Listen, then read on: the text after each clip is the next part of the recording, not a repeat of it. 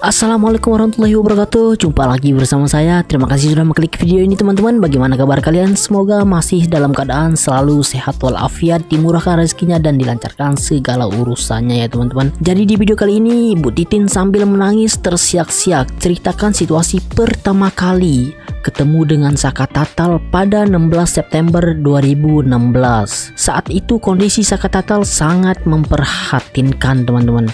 Dengan tatapan kosong, susah diajak berkomunikasi dan beberapa luka yang terlihat. Saat itu juga Bu Titin terpaksa harus menandatangani BAP Saka Tatal meskipun Bu Titin gak pernah mendampingi Saka Tatal saat pembuatan BAP tersebut teman-teman. Bu Titin harus melakukan itu karena jika tidak, Bu Titin gak boleh mendampingi Saka Tatal di persidangan dan posisi pengacaranya akan digantikan oleh orang lain yang dipilih oleh negara teman-teman. Tak perlu berlama-lama, langsung saja kita simak video yang satu ini teman-teman. 16 September 2016 saya baru bertemu dengan Saka Tatal dan kondisinya BAP itu sudah jadi. Karena saya sudah jadi teman-teman. Ketika tanggal 15 saya mengkomunikasikan saya harus jalan sendiri. Tanggal 16 ketika Saka Tatal datang itu ketemunya di kejaksaan dalam kondisi BAP sudah jadi. Hanya nama saya yang dikosongkan. Di kejaksaan teman-teman, sudah di kejaksaan. Dengan Saka Tatal saat itu saya masih melihat luka-lukanya. Cuman kan pandangan matanya dia kosong banget.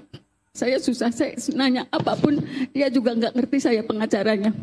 Padahal waktu itu ada kakaknya, ada Selis. Tapi di sini Bu Titin sambil menangis ya teman-teman. Orang yang dia tidak kenal. Dengan Selis juga, Saka, kamu apa yang terjadi? Dia nggak bisa cerita. Saka masih anak-anak waktu itu 15 tahun. Pandangan matanya kosong. Dia seperti berada di dunia yang dia nggak ngerti. Saya susah berkomunikasi. Saya baca BAP itu betul. Saya waktu itu mengambil resiko yang terbesar. Kalau saya nggak tanda tangani walaupun saya tidak mendampingi, saya sudah dikasih kabar kalau ibu udah nggak mau tanda tangan sekarang, Saka Tatal akan didampingi oleh pengacara yang ditunjuk oleh negara. Itu yang bikin saya berat karena saya dari tanggal 1 udah nyari mereka. Akhirnya walaupun saya betul tidak mendampingi saat BAP, di tanggal 16 itu saya tanda tangani. Karena sebelumnya juga saya sudah dikasih kabar, ya akan berjalan sendiri. Dan resiko apapun harus diambil. Kalaupun ini saya berdampak. Di sini kasihan sekali Bu Titin ya teman-teman. Saya siap dihukum. Saya siap menerima sanksi dari profesi advokat. Karena memang saya menandatangani itu. Karena saya juga udah berusaha banget untuk mendapatkan mereka sebelum saya ketemu Saka Tatal di tanggal 16 September. Dan itu sebetulnya ditandatangani itu di kejaksaan kota. Kejaksaan Kota Cirebon di kantornya. Saya ruangannya lupa, tapi itu memang ditandatangannya di kantor kejaksaan. Nah setelah itu, kalau tidak salah, jaksa waktu itu membuat satu dokumen lagi yang menyatakan kalau Saka Tatal melakukan pemukulan. Itu pun saya nggak bisa konfirmasi ke Saka, betul nggak kamu melakukan itu? Karena betul-betul Saka Tatal dalam kondisi yang susah diajak bicara. Saya tahu banget bagaimana dia ketakutannya saat itu. Jadi ada berkas lagi, tapi dokumennya saya nggak punya karena itu kejaksaan yang pegang. Yang menyatakan Saka Tatal memukul. Saya juga terpaksa menandatangani. Kalau tidak ditandatangani, Saka Tatal akan dipilihkan pengacara yang ditunjuk oleh negara. Nah itu dia videonya teman-teman. Kemudian kita lanjut dengan cerita awal mula Bu Titin mendampingi para terpidana pada tanggal 1 terima kuasa, tapi baru tanggal 16 bisa bertemu. Itu pun hanya dengan Saka Tatal teman-teman, bukan dengan terpidana yang lainnya ya teman-teman ya. Langsung saja kita simak video berikut ini teman-teman. Orang tuanya udah nggak bisa ngelihat anak-anaknya, kemudian ada foto yang beredar. Saya kaget, loh kok udah tahap 2 gitu. 16 September tiba-tiba tahap 2 ya teman-teman. Saya baru bertemu dengan Saka Tatal. Atau tanggal berapa Bu Titi mendapatkan kuasa dari keluarga para terpidana di awal dari sejak penangkapan 31 Agustus 2016 yang lalu? Sejak tanggal 31 malam hari 31 Agustus 2016, salah seorang yang ditangkap, orang tuanya datang ke kantor kami dan menyatakan anaknya ditangkap pada sore hari. Orang tua Eko Ramadhani. Tanggal 31 ya teman-teman ya. Selanjutnya secara berturut-turut saya mendapatkan kuasa dari 7 tersangka lain dari tanggal 31 Agustus sampai tanggal 5 September 2016. Yang pertama kali Eko. Jadi di sini Bu Titi mendapat kuasa dari 7 terpidana itu ya teman-teman ya. Tanggal 31 itu langsung tanda tangan surat kuasa? Tanggal 31 itu karena orang tuanya sudah datang, saya datang tanggal 1 September ke Polres Cirebon Kota. Enggak, maksud saya itu tanggal 1 ditandatangani oleh Ekonya. Eko. Ya. Oh berarti belum tanda tangan surat kuasa pada saat itu ya? Itu karena malam harinya orang tuanya datang memberikan identitas, saya ketik di tanggal itu. Nah yang lainnya ketik di tanggal yang saat ditandatangani. Kecuali Rivaldi. Kalau Rivaldi sudah dipegang pengacara lain. Rivaldi bukan ibu kuasa? Ini videonya nggak sinkron ya teman-teman ya dengan suaranya, tapi kita perhatikan suaranya aja lah. Berdasarkan surat kuasa itu, saya datang ke Polres Cirebon Kota untuk bisa mendampingi semua yang sudah tanda tangan kuasa. Tetapi pada saat itu anggota Polres Cirebon Kota tidak mengizinkan saya masuk, tetapi mengizinkan surat kuasa itu ditandatangani dengan cara dititipkan. Jadi saya menyatakan waktu itu saya dapat kuasa, kemudian dikomunikasikan belum ada perintah dari komandan untuk didampingi oleh pengacara. Jadi surat kuasanya silahkan dititipkan dulu. Jadi setiap surat kuasa itu saya titipkan, diambil keesokan harinya dalam kondisi sudah ditandatangani oleh semua tersangka waktu itu. Jadi saya tidak pernah bertemu. Saya tidak diizinkan bertemu dengan alasan belum mendapatkan perintah dari komandan untuk mempertemukan dengan kuasa hukum yang mendampingi. Tanggal 1, tanggal 2, saya hampir setiap hari ke situ karena memang kan surat kuasa yang ditandatangani tanggal 2 saya serahkan tanggal 2. Kok ngeri gitu ya teman-teman? Kalau Eko dari tadi malam karena Eko pertama kali orang tuanya yang datang ke kantor saya.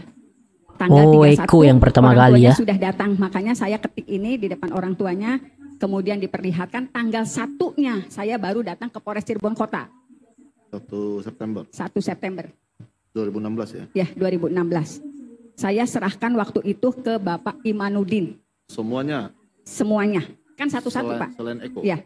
Oh Eko juga termasuk juga? Semuanya diserahkan karena beliau kenal dengan saya bilang pokoknya Bu Titin titipkan saja, besok diambil kembali. Jadi semua kuasa itu diserahkan pagi harinya, besok paginya baru diambil kembali dengan kondisi sudah ditandatangani. Oh, keren.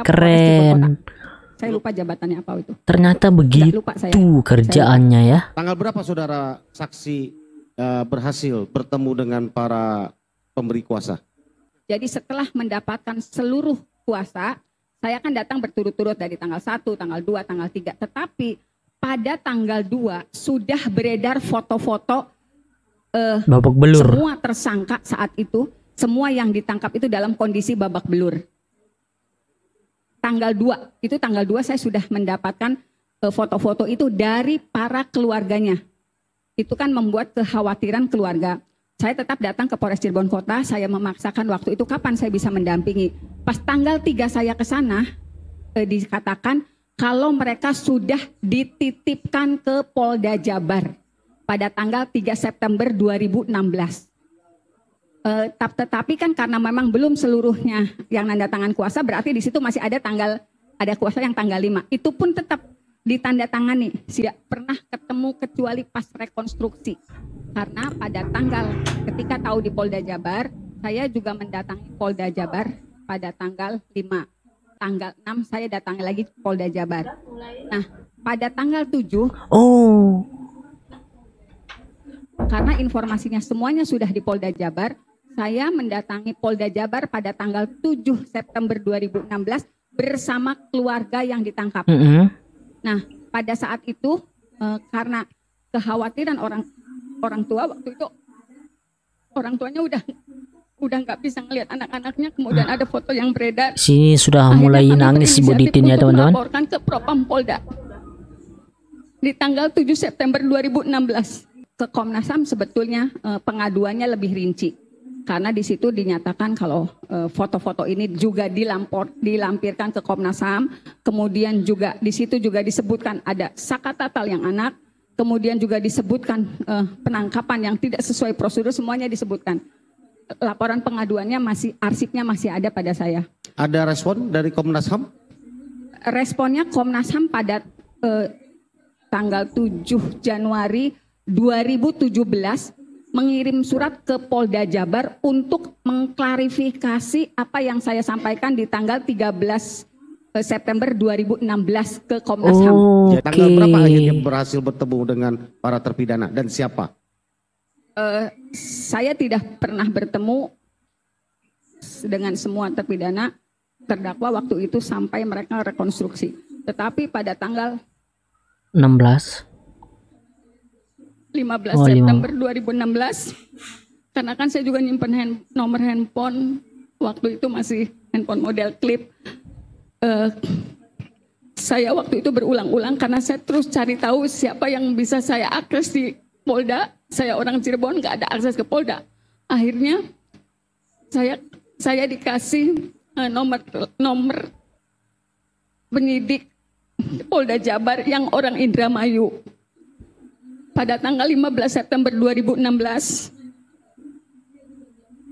karena saya terus memohon agar saya bisa mendampingi dan hanya pada penyidik yang dari Indramayu itu mau yang berkomunikasi dengan saya. Namanya Pak Dodi. Oke teman-teman, mungkin sampai sini aja dulu video kali ini. Wah, sungguh ngeri ya. Sungguh ngeri yang terjadi pada 2016 silam ya teman-teman ya. Iri dia. Kamu masuk kamu. Udah, kamu pakai selimut lah, kamu tutup muka. Oke teman-teman, terima kasih sudah menonton video ini sampai habis dan sampai jumpa di video selanjutnya. Wassalamualaikum warahmatullahi wabarakatuh teman-teman.